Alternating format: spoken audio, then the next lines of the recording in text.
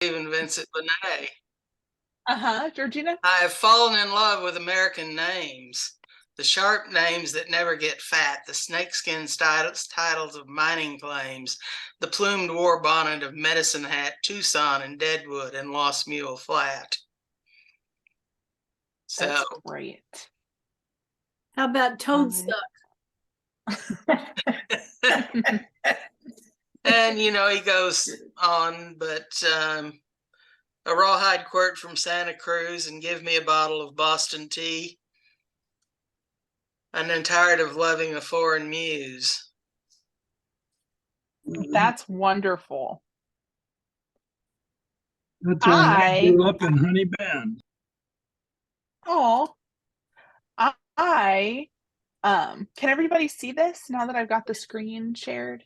Mm-hmm.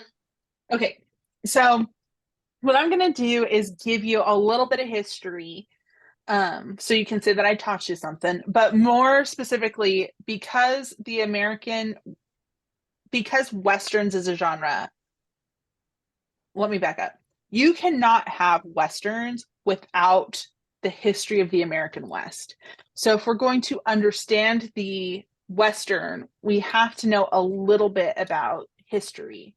And in that little Murdoch excerpt that you read for today, there's a line where he says that the American myth, or the myth of the West, was only possible because echoes of the myth never ceased to reverberate in the nation's unconscious.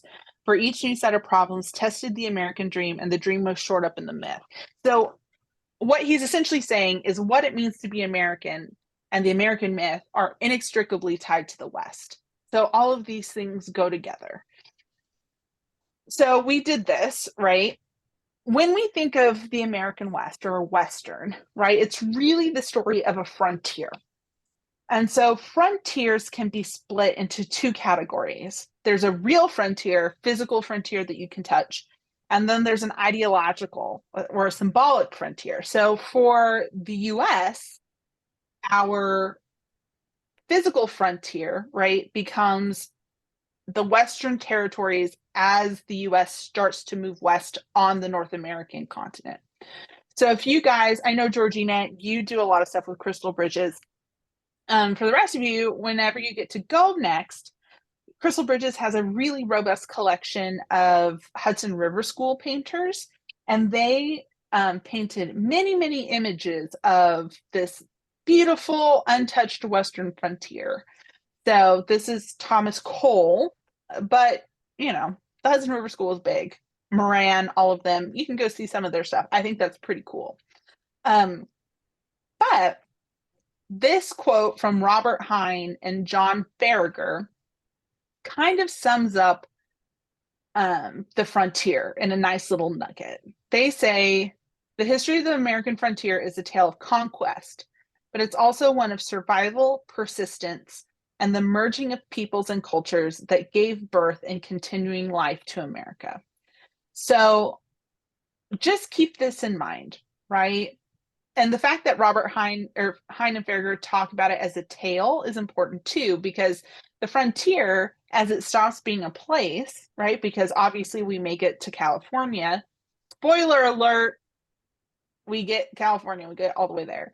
But as the territory goes away, the stories start to take root. So the thing is, Western expansion also starts as soon as people make it to the US.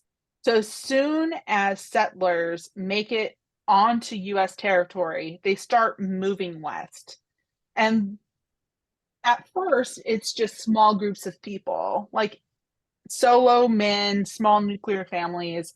They head off into the wilderness to make homes for themselves, to try and get away from laws, right? Like especially puritanical laws. They're like, yeah, I don't want to be Puritans anymore. We're gonna strike off on our own. And that kind of like, I don't want to put up with it, I'm gonna leave and go west mentality keeps going, right? As the US continues to grow. And the other thing we have to remember is that the story of American expansion, we've already talked about this, is totally and completely Anglo-European, right?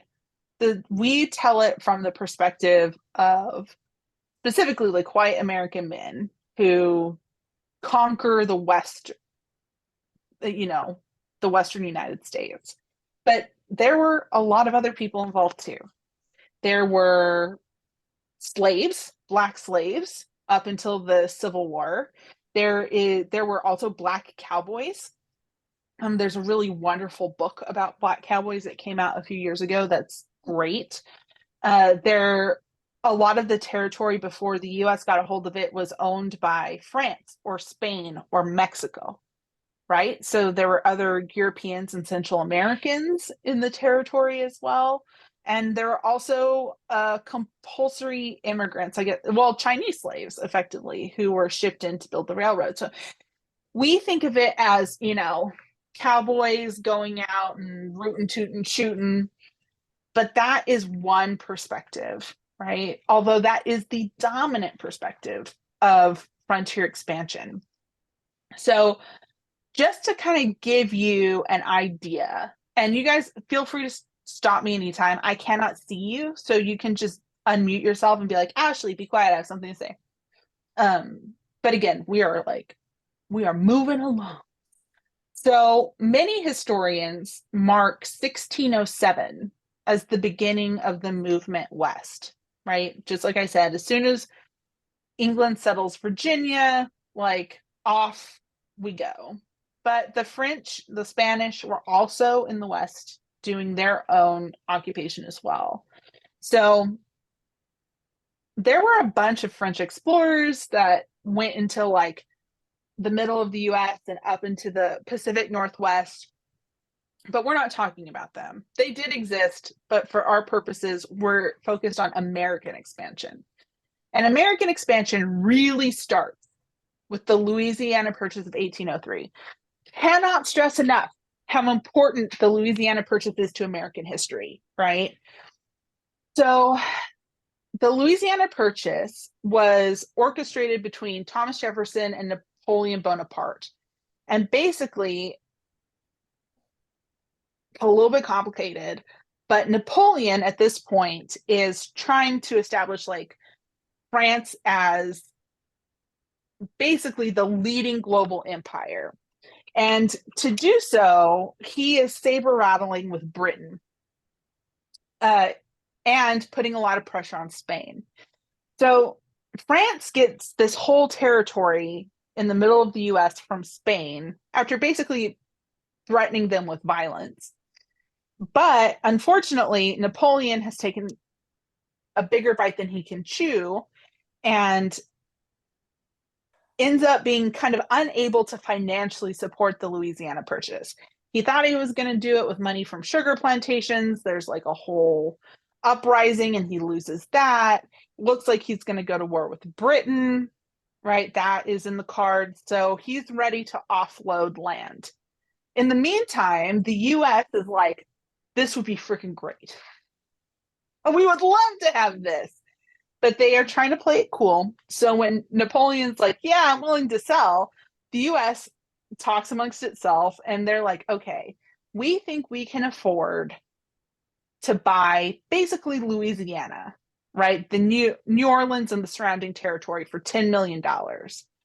That's what we think we're going to pay. So when we go to the negotiation table, let's not stray from this. And when they meet with the French envoys, the French are yeah, so we'll give you all this territory for $15 million. And Dios is what? That's such a good deal. So they play it cool, and they're so afraid that France is going to come to its senses and rescind the offer that they close the deal for the Louisiana Purchase in under 20 days. So they are not playing around. The Louisiana Purchase more than doubles the size of the United States. So overnight, the US doubles in size. Actually, and sorry to interrupt you, but no, I'm seeing your whole slideshow with the slides on the left-hand side, and instructions over there, and I can't read the bottom of the screen with your printed Oh material. yeah, my little notes. They're Yes. just notes. Okay. That's just so that I remember what to tell y'all. Okay. But I think I'm always afraid to put it big in case you guys can't That's see it. it. That's Okay. great. Oh, Okay. yes, excellent. Okay. Because sometimes I put it big and then it's just a black screen and I get kind of nervous, but I'm glad it worked. So, okay. Thank you, Elizabeth. I appreciate that. So, it is hard to understate like what a deal this was for the US, right? It doubles the size of the United States. It is a steal. The US pays 4 cents per acre in 1803 dollars, right? So if we were to convert that for inflation to 2023 dollars, the entire Louisiana purchase was about 401 million bucks or 76 cents per acre. Can you imagine buying an acre for 76 cents? I just absolutely cannot fathom that right this year. But that's exactly what happens with the Louisiana purchase.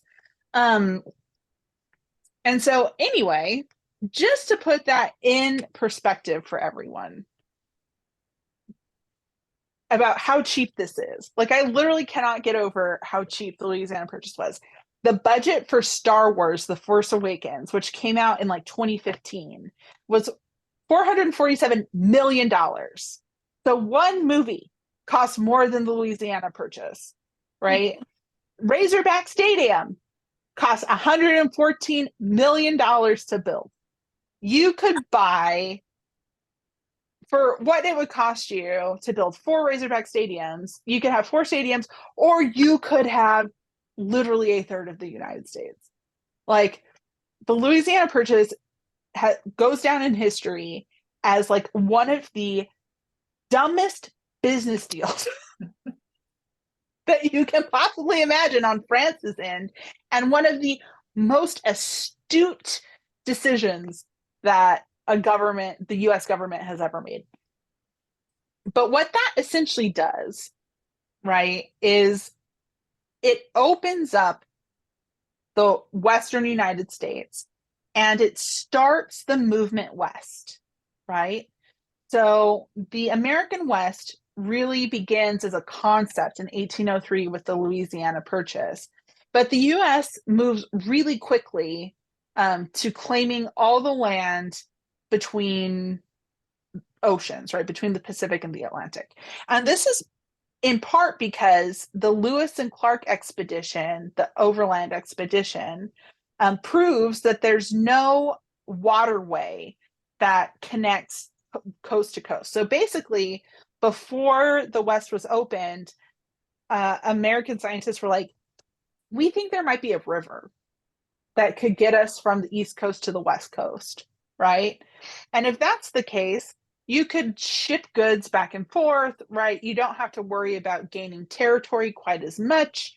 But when Lewis and Clark did their expedition, they realized, yeah, no, there's like a lot of land over here. Like not just a little bit, like so much land. And there's no river that connects it. So the US government says, okay, well, we got to buy all the land if we're going to be able to like very quickly ship out of both coasts. So this is all to say that by 1846, the US reaches the West Coast. By 1853, the US has acquired all of the territory that we now think of as the continental United States.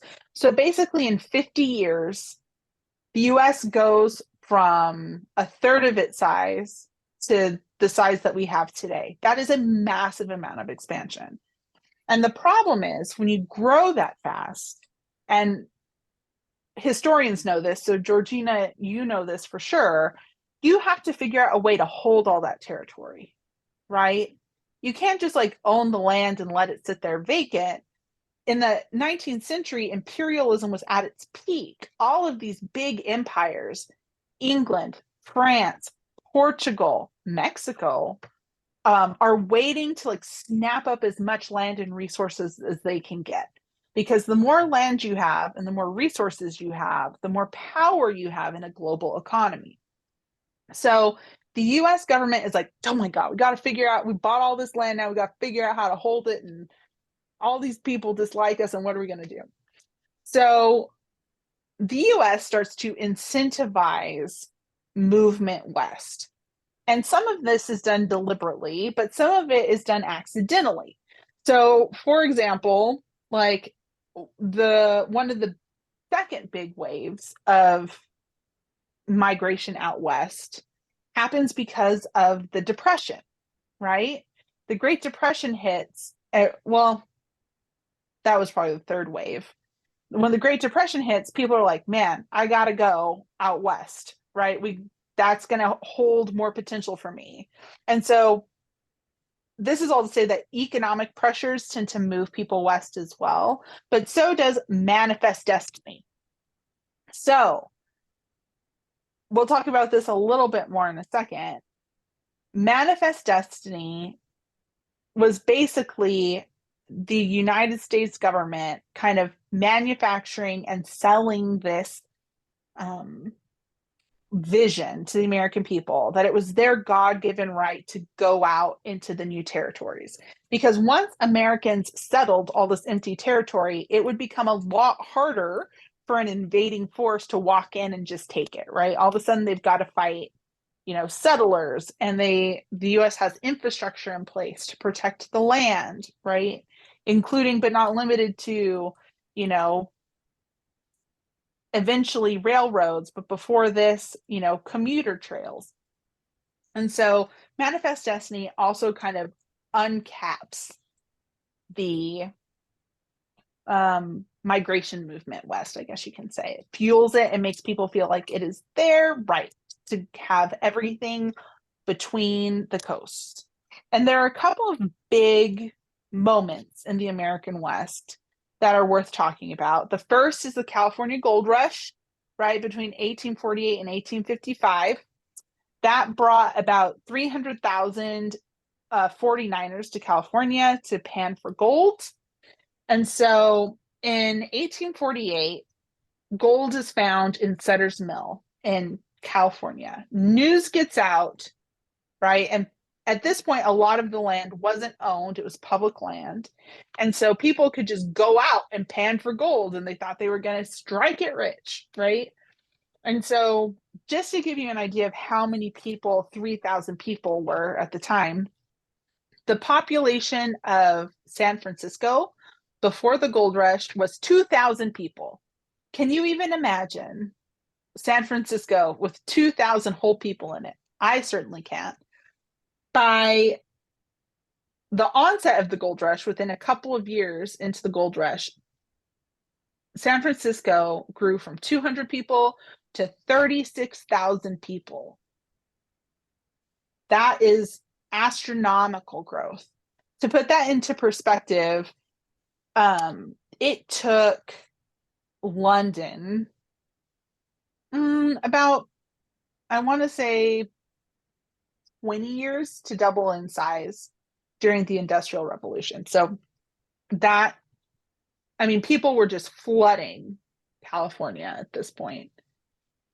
And so anyway, you have to get to California somehow, and that's where the Oregon Trail comes in. So the Oregon Trail helps with travel. It connected Missouri to Oregon, but was obviously incredibly dangerous. And as Daria pointed out, you might get eaten by other people on the Oregon Trail, because the Oregon Trail cuts straight through the Donner Pass, which is where all that, happy cannibalism happened. So the gold rush becomes one of the big ideas of the American West, one of the big historical moments. And it actually, the gold rush, the idea that you could strike it rich in the West, becomes a dominating idea of the American West. A lot of the reason people went west was to try and make money. And that was certainly true with the Transcontinental Railroad. So the Pacific Railroad was built between 1863 and 1869, and it was the first of 6 transcontinental railroads that were built during the 19th century.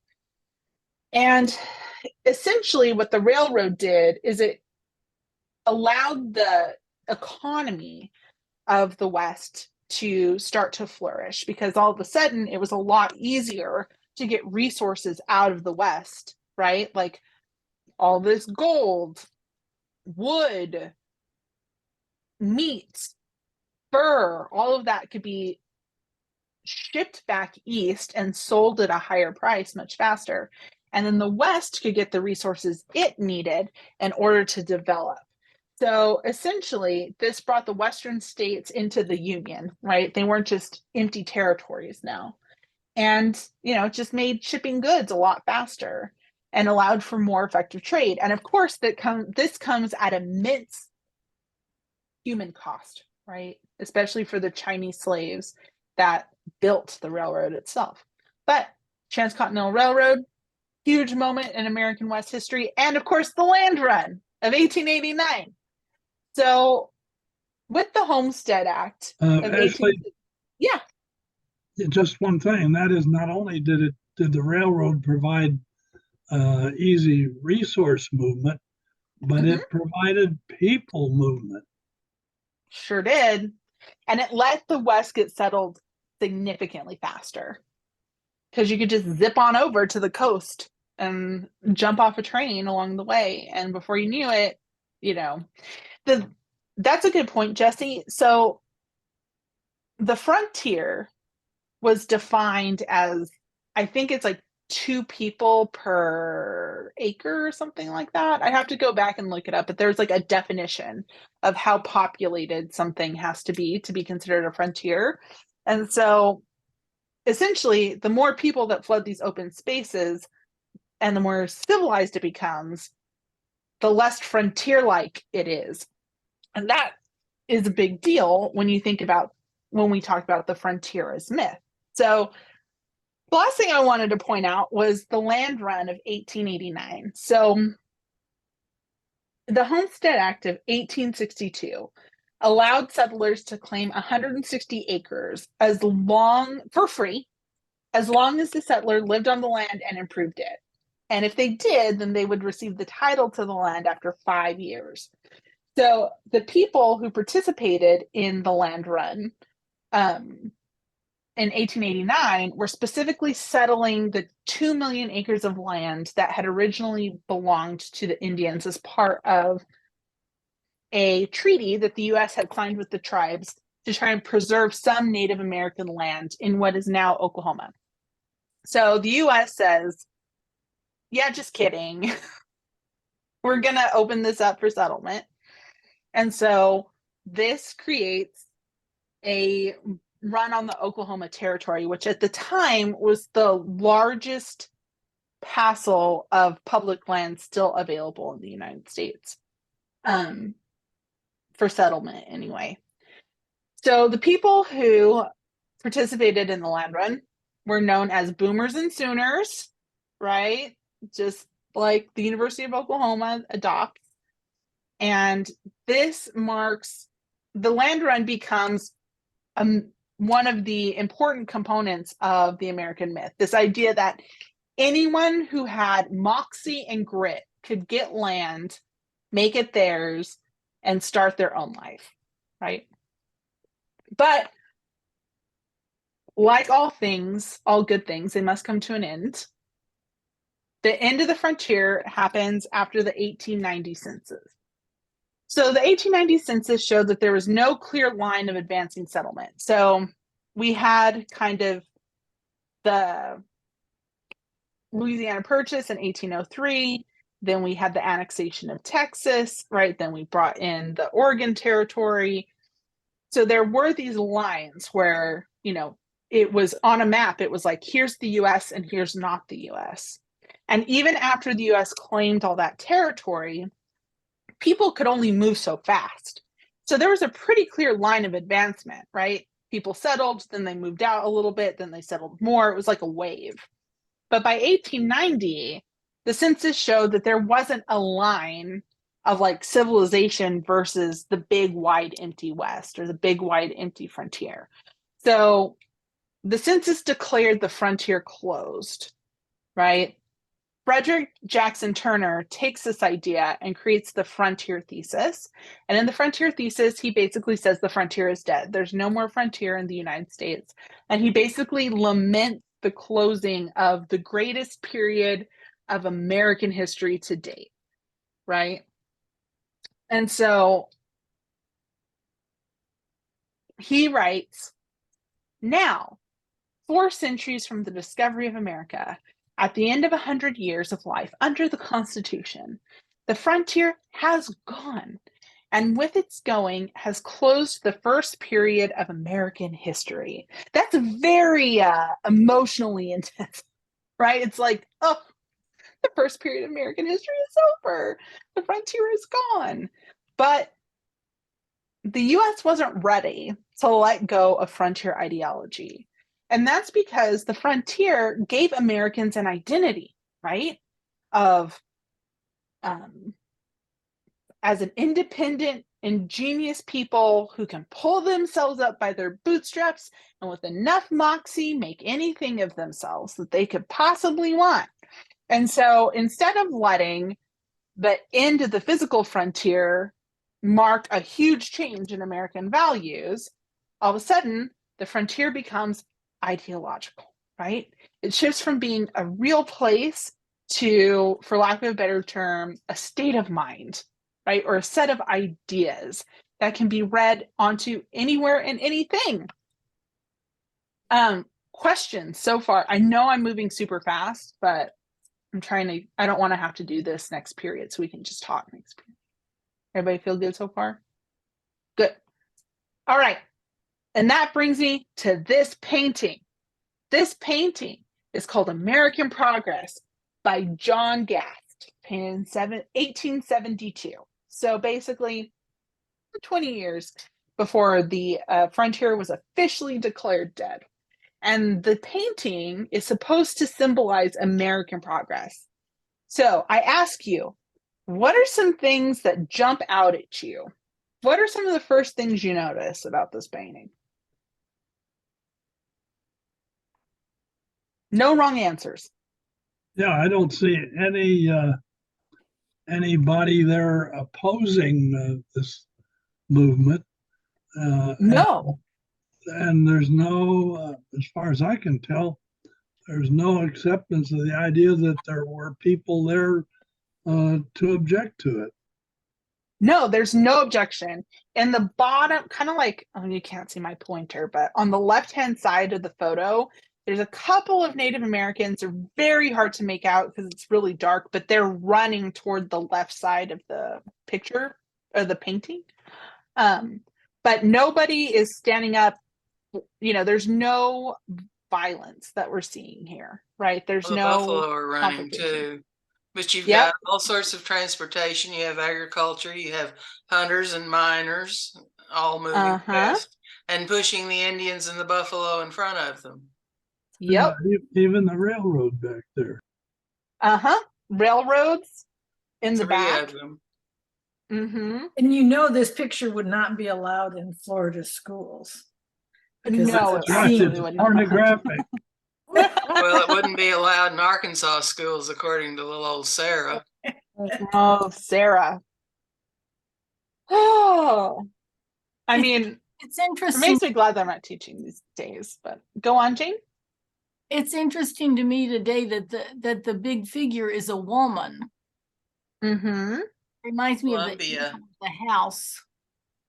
She was blonde hair, very white skinned, white outfit. But why is she a woman when it's all about men? Georgina, did you want to? I think she stands for Columbia. She does.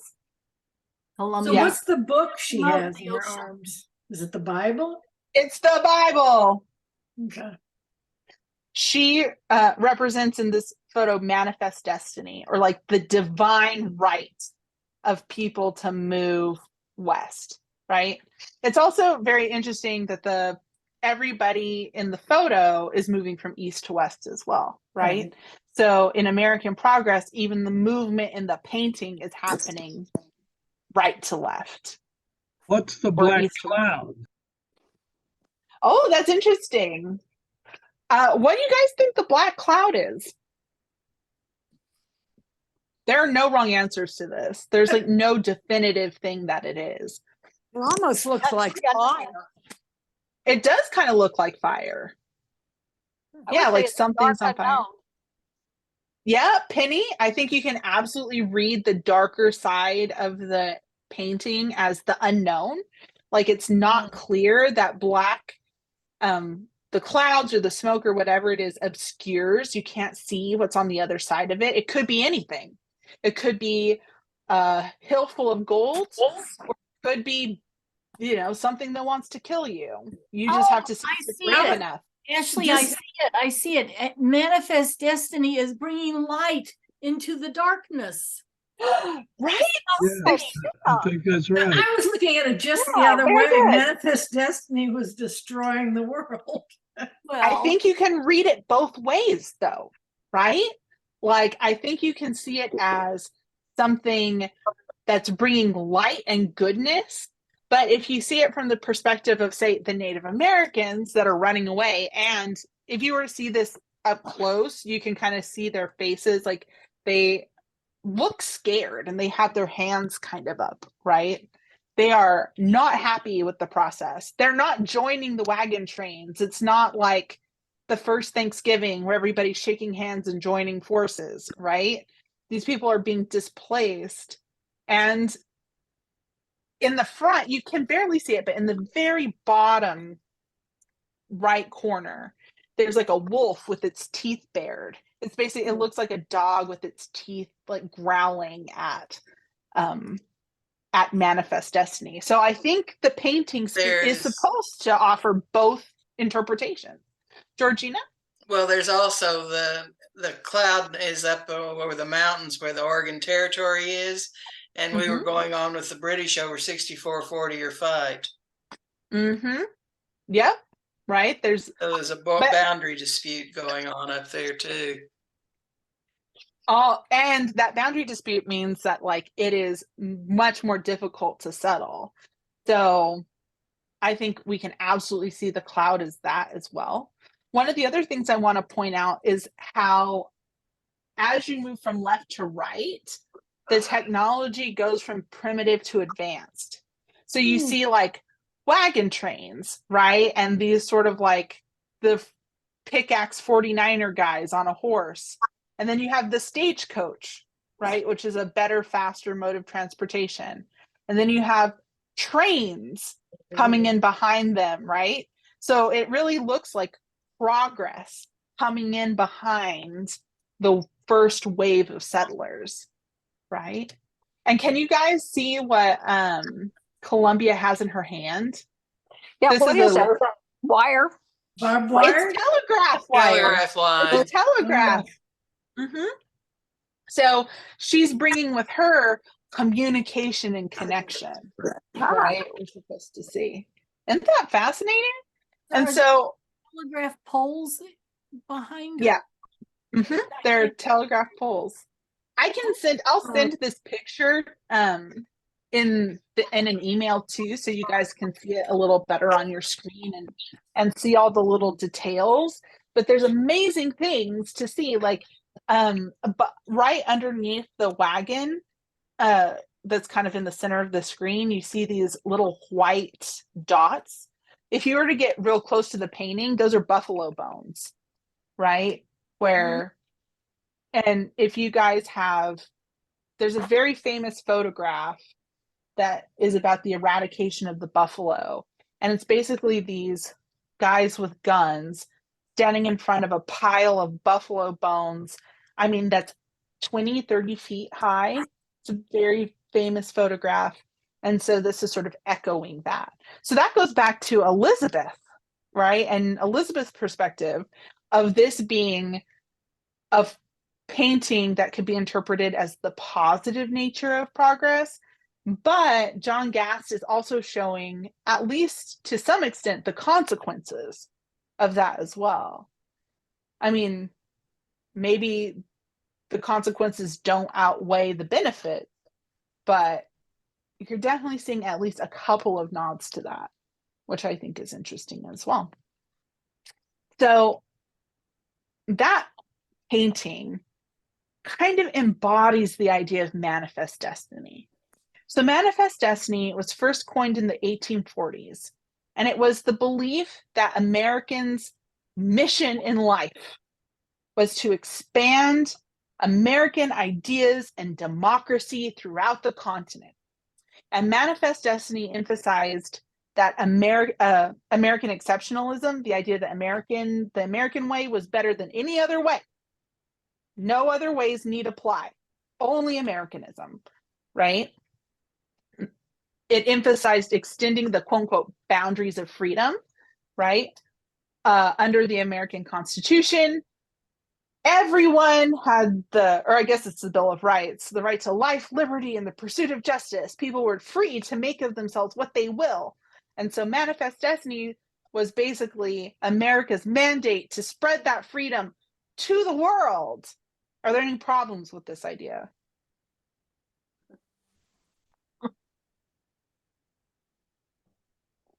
It's incredibly condescending. Right? It along with American exceptionalism. Pretty frightening that somebody's going to go around and fix everybody else. Yeah. The idea that, okay, we are going to fix you. Absolutely. I think, and that is part of imperialism in general, right? America is just one empire. The British were doing the same thing. The French were doing the same thing. I don't know how much you guys know about Belgium's imperialism, but it was real bad. Belgium took over the Congo in Africa and killed 50% of the population. Is however bad you think it could be, Belgium said, hold my beer, and really went for it. Right? So yeah, and also like there's a question of who gets freedom, right? We're delivering freedom around the world. But remember, at this point in history, women couldn't vote. Women didn't get the vote until 1920. Check me if I think that's right. Am I right about women's suffrage? It's 1920? Yeah. Yes. I think so. And then that's not even to talk about people of color getting the right to vote in this country. So who's free? This is kind of a central question of manifest destiny. And also, of course, God said it's good. God told America, do this thing, go with God's blessing, right? And you can already see in some of the things that we're talking about in this class, religion's tie to American expansion, violence, and that tie to American expansion and American identity, how those are concepts that we are wrestling with like this very second in American history. And that's because these problems that we're facing with these ideas, right? How much religion should be in politics? What do we do about the Second Amendment? You know, blah, blah, blah, blah, blah, on and on and on. The reason that those are such hot button topics is because they are fundamental to the expansion of the American West, and those ideas become fundamental to what it means to be American. Now, I'm not saying that's good or bad, right? I'm not giving that a positive or a negative. I'm just trying to show you why those issues why we feel like we're stuck in a spin cycle on them, right? Because in order to make progress on those issues, we have to be willing to say some of the values that are inherent to American identity, because we defined these values in the 19th century, maybe no longer fit. But that's hard, right? If you think about your own personal life, at times when you have had to say, oh, I used to value this thing, but now I don't, that's not something that I value anymore. Those tend to be periods of really painful growth, right? I'm specifically thinking like, I'm going to give you a silly one, but I'm sure you can think of moments in your own life when I finished grad school, I thought I was going to be a professor. And when I wasn't able to do that because there were no jobs, right? I could not manifest jobs. Manifest Destiny did not work on the academic job market, just so you know. And so I had this really painful moment where I had to say, okay, I used to value this idea, but that value has to change, right? And I'm happy now, but that was a very difficult period to get through that change. Does that make sense? And I'm not making excuses for anybody, right? Like, I'm not trying to say, well, we should just be fine with it because it's hard. I'm not saying that. But I am saying when you understand the American West, you start to understand why these things can't get solved, right? Or that the solution to them involves changing some fundamental idea of what it means to be American. And we have to be willing to do that. I think a lot of people are. I know, just speaking for myself, I am. But, you know, there are a lot of people that are not. Ashley, So, there's yeah. one thing not on our list that you're making me think of: individualism. Mm-hmm. I'm going to write that down. You are exactly right. And that is another problem that we're facing today, is kind of individualism gone amok. Although now I'm on a soapbox. I don't know that that's particularly relevant, but it is something to think about. And we probably will talk about that when we get to our literature for sure. But that was a good observation, Jane. Other thoughts, people? Anything? It kind of makes you understand why gun control is such a difficult problem. Yes, it's a gnarly problem. And it's not a gnarly problem because it would be hard to fix politically. It's a gnarly problem because of people's belief in who they are, Exactly. right? And who Americans are. And that I believe that I don't know anything from anything.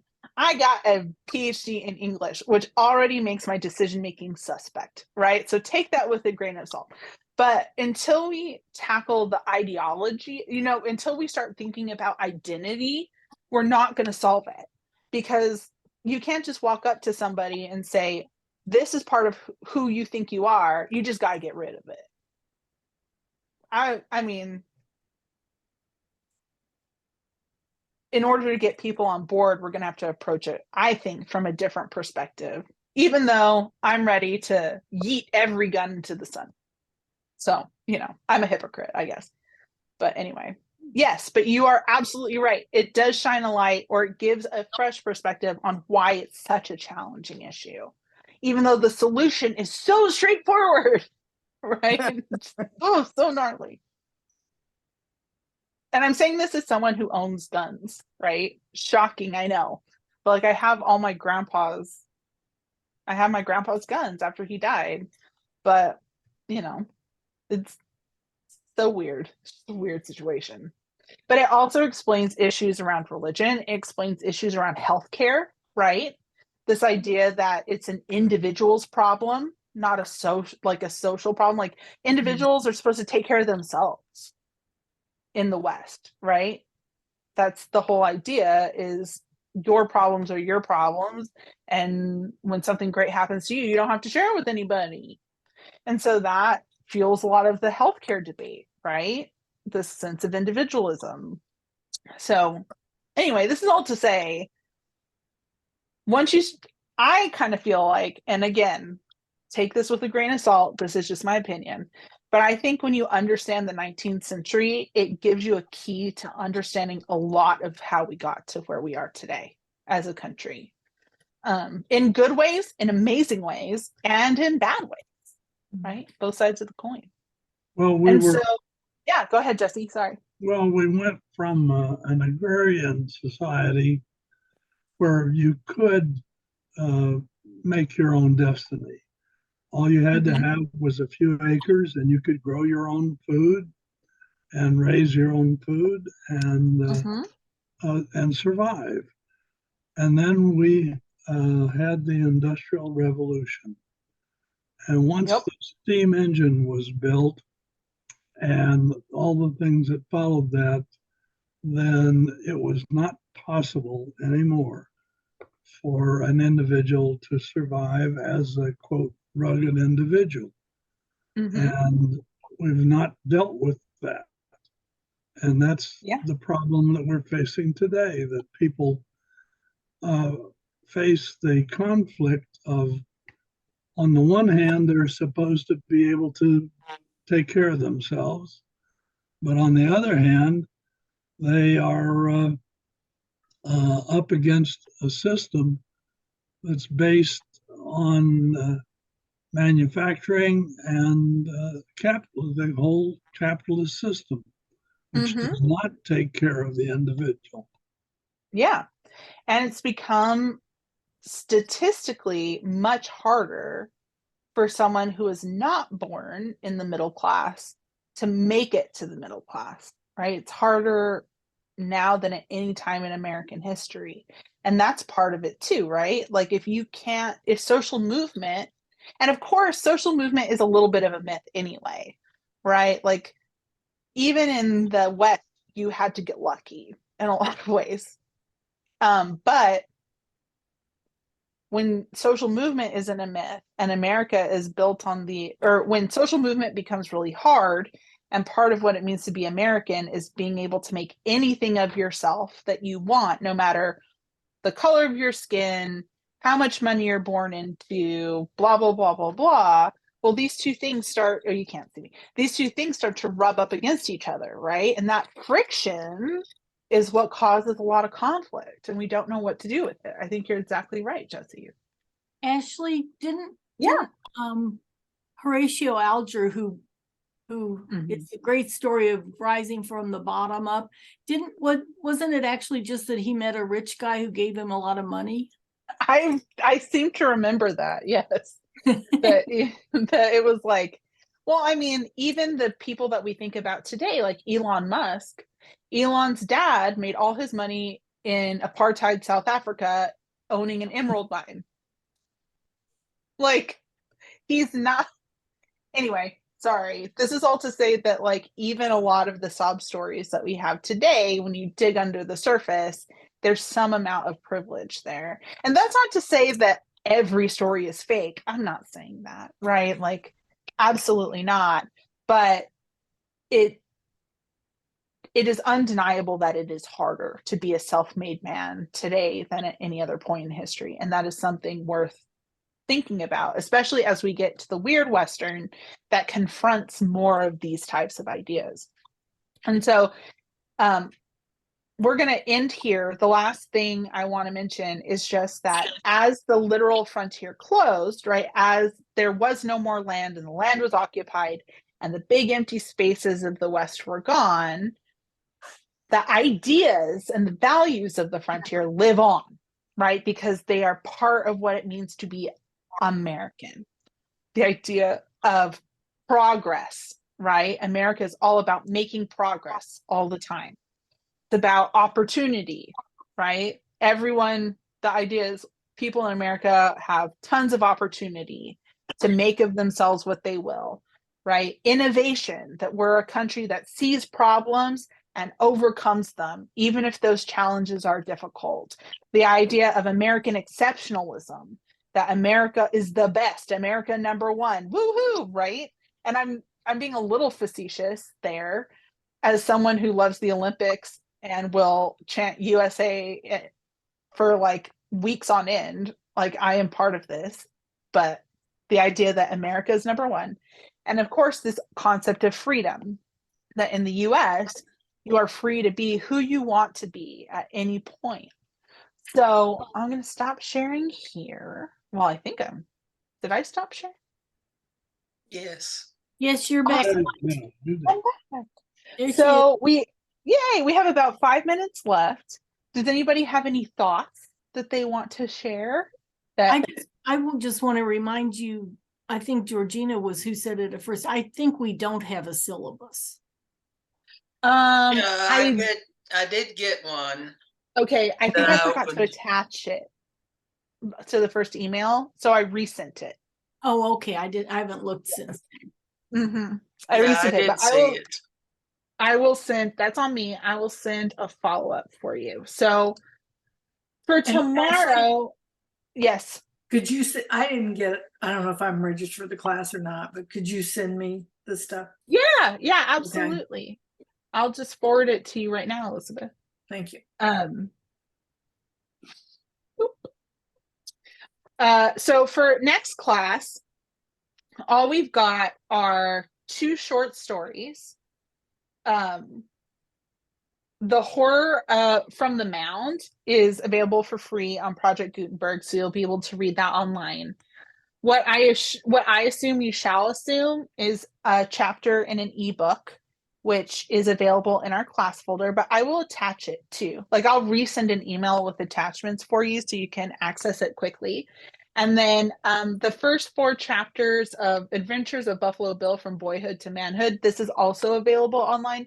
The weird thing about Western stuff is there's not a good archive for it because Americans are about progress and we don't always preserve our history particularly well, right? Like a lot of stuff you have to cobble together. But Adventures of Buffalo Bill is a dime novel. So this would have been like the equivalent of Ye Olde comic book aimed toward children. And so it's long. So we're only reading the first 4 chapters. Very short, should only take you a couple minutes. And then the last bit is we're going to watch an episode of The Twilight Zone called Mr. Denton on Doomsday. This was the 3rd episode of The Twilight Zone that ever aired. And it is 30 minutes long. And it is available for free online. So I have sent you the link. But I will make sure to send all of this in an email as well to everybody. So this should all go. I know I am like queen of assigning big ass books every week, but this is going to go very quickly. I think these are very easy to read. And the thing about Westerns is they're aimed at a general audience. So you're not like slogging through like academic ease. You know what I mean? Like these are very readable. So that's what we have for next class. Just a reminder to everybody, I'm going to send a big email, but we have options for our film that we're going to watch together. If you guys would vote via email, because we deserve to have an anonymous vote. Again, a foundational to America, right? You can email me and tell me which you prefer, or if you don't want to do that, you can tell me which you would rather not watch. Then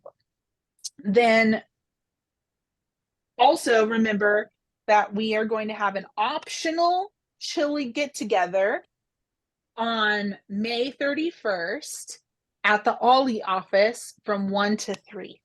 So I will be bringing chili and cornbread and drinks.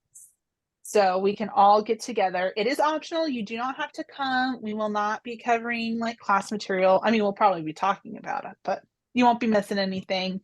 I just want to treat all of you guys to some chili was the most Western thing I could come up with. Like I was Chili is wonderful. okay. And if anybody's vegetarian or has dietary restrictions, please let me know. I am happy to bring other stuff as like I'm happy to bring a vegetarian chili as well as like a meat chili if you would like. So I make a mean vegetarian chili because my best friend is vegan. So there you have it. Ashley, Yes. did Elizabeth tell you that she joined the group late? So you Yes. probably do not have her name on your roster. So do I need to send you her email or? No, I stalk Elizabeth, so I've got her email. Okay, good. One day, Elizabeth, you'll look out the window and it'll just be my little face. So be on the right after we end class, I'm going to send a big email. Be on the lookout for it. If you don't get it by the end of the day, let me know and I'll make sure you're looped in. But I think that's it. Does anybody